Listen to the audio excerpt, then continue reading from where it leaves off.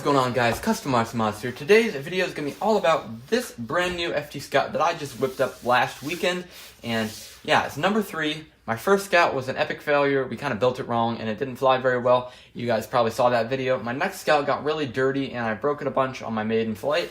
And this one, hopefully, I'm going to keep intact and mud-free, and you guys will definitely see how that goes, especially if you follow me on Instagram at CustomRCModOfficial. So before we get into this overview of the Scout, let's go ahead and do today's subscriber shoutouts, which go to Fishy and BMH Performance. So thank you guys for subscribing. Their channels will be linked down below. And if you like a shoutout, go ahead and subscribe, and when you appear in my notifications bin, I will shout you out. So let's start with the electronics that I've got running on this thing, which is the DX6E Spectrum radio, of course, that I have used on this channel a bunch, and I really like it for the quads and for the planes. Really nice radio for the price and for the features. It's pretty hard to beat.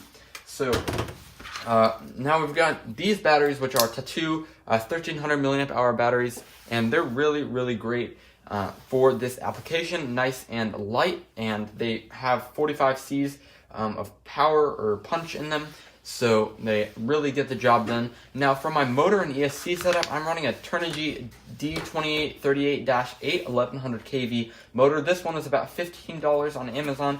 I was going for more of a C-spec. If you guys are following along with the flight test power packs, that's a really big motor for this plane, and it's really worked out quite well for this application. So we're also running the ZTW best ESC in China so far.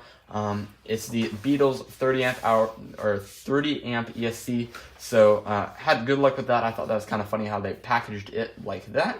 And yeah, running XT60s, of course, because I gotta keep it all proprietary, gotta keep it all with the industry and stuff like that. And of course, the servos are the SG90s from Mizwezi. And yeah, so it's working out pretty well. You can see for the most part, it's pretty clean. I don't know what that little part is doing right there. Thought I'd clean that off. But either way, I do also have these nice duct tape leading edges, so it protects it and also keeps it clean, so you can just wipe off the dirt, and it works really well. So I went ahead and did the turtle deck in a black poster board rather than a white, because I personally like the black a little more. It looks a lot like the release video that they did on this plane, and it kind of makes it pop. My good friend AK Engineering on Instagram does a white on white Scout, and it looks cool, but I like this black a little bit more.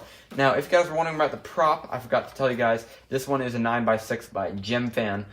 Really great prop. Have had about 8 of them and gone through most of them. Hopefully I don't break any more in the near future, because I'm going to have to reorder them.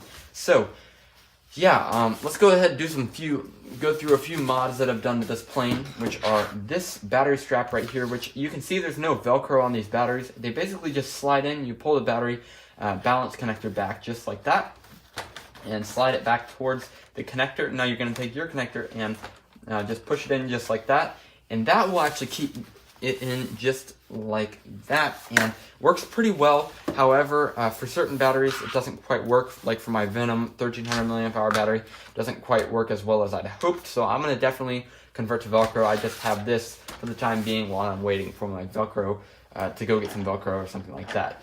And I also did this really unique receiver door. You basically just unfold it like this, and now you got full access to your receiver. It's a friction fit, of course, but it's really nice. Rather than just shoving everything in and taping it over, you can actually have access to your receiver, and your antenna leads can stick out the ends, and it works really well. Now, for my landing gear, I went ahead and also did a little brace right here. Works pretty well. Trying to keep it so that the landing gear doesn't push backwards like this when I crash into the ground, or when I'm trying to land and I nose it over. So either way, I think that works great. And these wheels are obviously a little bit oversized so that I can run on the grass with no problems. Now that's about it for this plane. One last little note, I'm running absolutely no dihedral in here, which is a good thing for this plane, because I want it to be a little bit more acrobatic and things like that. So that's something to consider. You can skip the dihedral step in the build video, and that will lead you to a overall better result. So that's all I have for this video. I'll be posting a little bit more soon, and I'll see you guys later.